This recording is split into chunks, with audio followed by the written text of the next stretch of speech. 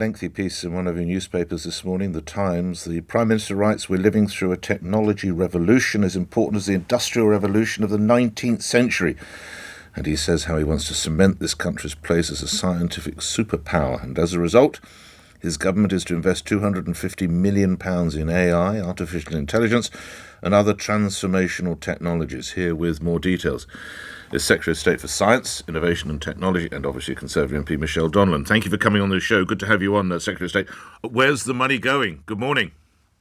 Good morning, Nick. So we're investing 370 million of new money to take action now. So things like tech missions, which will allow us to develop new technology in AI. So that could have an impact on transforming medical care, for example, being able to diagnose people with conditions before they've even got it. And these technologies as well will lead us into a new era. So things like greener, cleaner transport, things like tackling climate change. All of this is only possible if we're investing in technology and science. But what does all of that mean? It also means more jobs and better paid jobs. And it means that we can tackle the problems not just of today, but in the future, so that we don't end up in a scenario where we don't have energy security, or that we're able to ensure that we're cutting waiting lists in the long term and not just the short term. What we've announced today is a strategic framework for science and technology that will be a roadmap to ensure that by 2030 we can be a science and technology superpower. And that's at the heart of the government's plans to really focus on cutting inflation, driving down the debt, and growing the economy by recognising what are the areas that will really make a difference towards those goals. How do individuals or indeed organisations know if they qualify? For those, so they will be able to apply for that £250 million, 250 projects. So they will be able to apply and get assessed by UKRI. But that's just one of the things that we're doing. In addition, what we're doing is trying to attract the best talent on AI from across the globe. We're also training more of our own talent by adding extra resource and having more globally recognised doctoral centres so that we can train those very best researchers in AI. There's a whole wealth of announcements that we've made today to make sure that we're punching above our weight and we're prioritising science, technology and innovation as the key unlocker to a better quality of life, both here in the short term, but also in the long term, because we want to be proactive and be thinking about what will boost our economy, not just today, but in years to come. Well, another announcement today has perhaps knocked your story off the front pages, which is the idea asylum seekers who arrive on small boats will be removed from Britain and prohibited from returning or claiming citizenship. The laws will be discussed tomorrow. But upon arrival in this country, where will these individuals be detained? Well, all of that information will come out when the announcement's properly made by the Home Secretary and the Prime Minister. The general principle behind the bill is, as you point out, if you enter this country illegally, then you shouldn't be able to stay. I think that's a common sense approach. It's the right approach. But where will you go? The record numbers of figures that we've seen. Those details will come out, Nick. I'm not at liberty to sort of make the announcement. Okay, can you at least indicate whether another third-party deal has been arranged, not just with Rwanda, with other countries?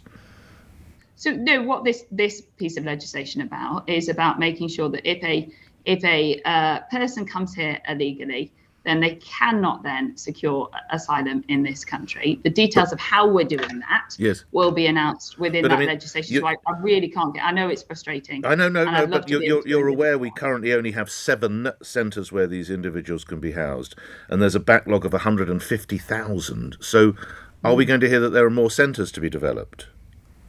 Well, you're trying to get me to pre-announce the Home Secretary's announcement, and I really can't. I know why it's frustrating, because this is a top issue for the general public and for yourself. That's why it's one of the key priorities for the Prime Minister. Those 5 pledges, he said, stop the boats. We've already taken action in this area. That record deal with France, with our deal with Albania. Now we're coming forward with legislation in terms of processing. That has been a problem. That's why we're investing in more caseworkers and enforcement officers.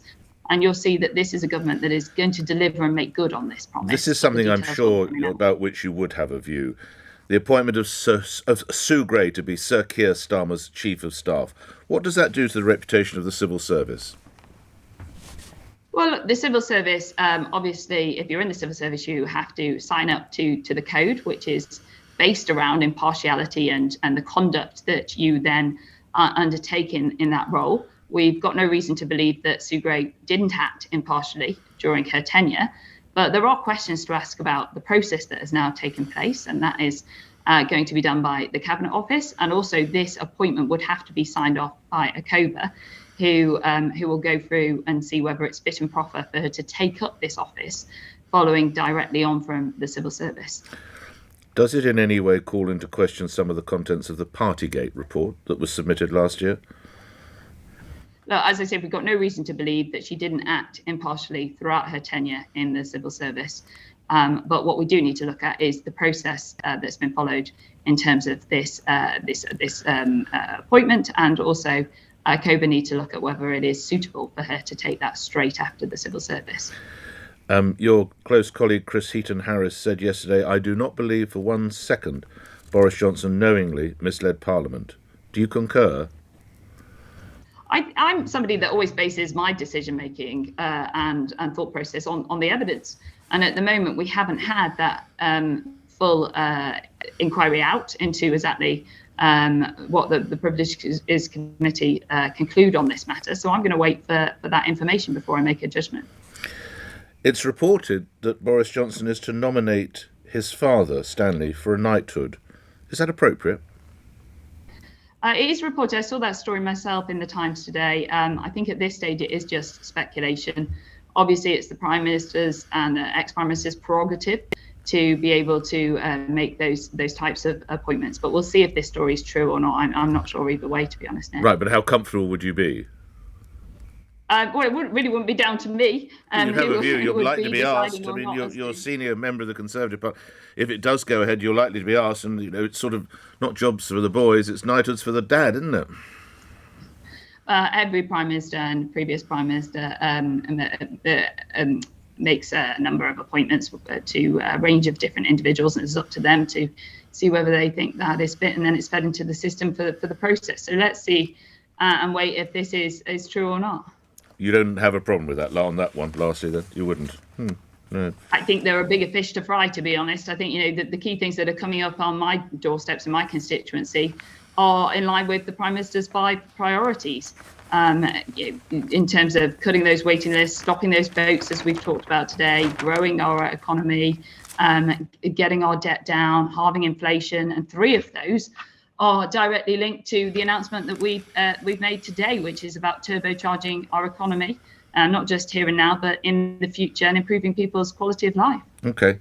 As a former Culture Secretary, lastly, do you think some of the works of Roald Dahl need to be redone, rewritten, censored in a way? Absolutely not. I think if people want to write about different things or have a different stance on them, create new books, don't rewrite books. Is always my stance on these things. And I think many of us read those books when we were children. They've got a special place in our hearts, and they certainly didn't do me any harm. Don't know about you, Nick. I don't think so, but lastly, the Sunday Telegraph, Michelle Donelan, even is reporting that Penguin wants to look at Cinderella and Sleeping Beauty as to whether they need to be rewritten. I certainly remember reading Ladybird books as a child, and I rather enjoyed them. Well, yeah, so did I. And where do you stop with all of this? It is a bit mad. We also have to prepare our children to be able to grow up in the real world, don't we? And to be able to analyse things and think critically. You don't do that by stripping everything out. It would make for very dull reading, I would think. It would, and I'm grateful for your time. Thank you, Michelle Donelan, as Science, Innovation, Technology, Secretary of State and Conservative MP, appearing here on LBC, where the 8 o'clock news is next. On your radio, on Global Player, and Play LBC. leading Britain's conversation. This is LBC.